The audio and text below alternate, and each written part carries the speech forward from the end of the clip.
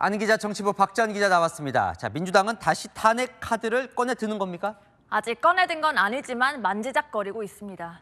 취재 결과 오늘 비공개 최고위원 회의에서 심우정 검찰총장과 최상목 대통령 권한대행 이 두 사람 실명이 나왔습니다. 박찬대 원내대표를 비롯한 박성준, 김용민 등 원내 지도부가 세게 주장한 것으로 취재됐습니다.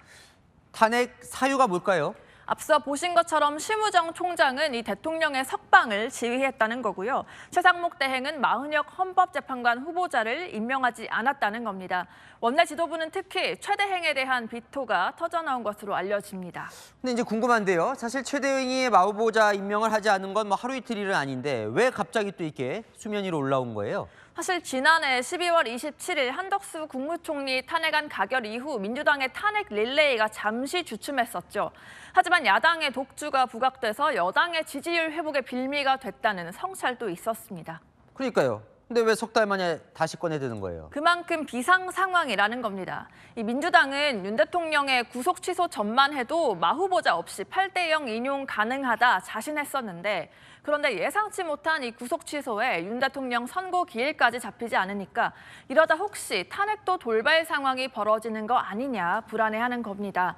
원래는 이 결론이 내일 날 거라는 전망이 있었죠. 그런데 오늘 기일조차 안 잡히니까 이번 주 금요일도 힘들어지는 거 아니냐. 대통령 변론 기일이 끝난 게 언젠데 뭐 한다고 뜸을 들이냐. 혹시 구속 취소가 영향 주는 거 아니냐는 말까지 나오고 있습니다. 한 원내 지도부 관계자는 탄핵이 확실했으면 헌재가 선고 기일을 이미 잡지 않았겠느냐며 진짜 헌재 안에서 무슨 일이 벌어지고 있느냐고 기자에게 되묻기도 했습니다. 그러니까 마 후보자 없이도 탄핵이 딱 확실히 될 줄 알았는데 뭔가 좀 필요해진 거예요, 이제 그럼? 여전히 8대0 인용은 자신하고 있는데요. 그런데 마 후보자를 임명할 경우 오히려 심판이 늦어질 수 있다면서 소극적인 분위기도 있었죠. 그 분위기가 달라진 겁니다.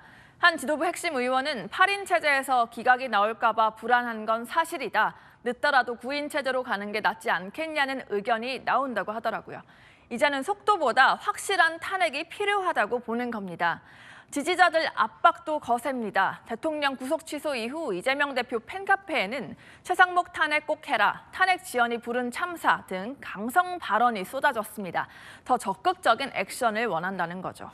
근데 아까 박 기자 말대로 한덕수 총리 탄핵했다가 후폭풍도 거셌거든요. 그런 거에 대한 부담은 혹시 없을까요?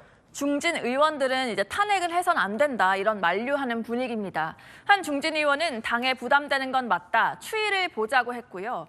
추가 탄핵은 계엄의 명분만 또 만들어주는 것. 아직 탄핵까지 나갈 땐 아니다라고 따끔하게 지적한 의원도 있었습니다. 탄핵안을 통과시키더라도 실익이 없다는 말도 나옵니다. 최상목 대행을 탄핵시킨다고 해서 다음 대통령 권한대행인 이주호 사회부총리가 마 후보자를 임명할 거란 보장도 없고요. 심 총장 탄핵하더라도 대행이 이어받습니다. 탄핵하면 민주당이 실제로 무엇을 얻을 수 있느냐가 확실치 않은 거죠. 조금 뒤에 뭐 10시부터 의총에서 또 논의를 한다는데 그래서 결론이 어떻게 날 것 같아요? 최대 변수는 대통령 탄핵 심판 선고 기일입니다. 이 민주당의 모든 목표는 대통령에 대한 신속한 탄핵이죠.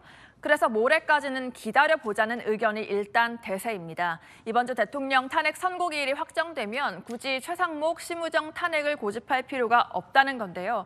하지만 모레까지도 헌재가 선고 기일을 지정하지 않으면 탄핵 실제로 추진할 가능성이 있습니다. 네, 잘 들었습니다. 안 기자, 박지한 기자였습니다.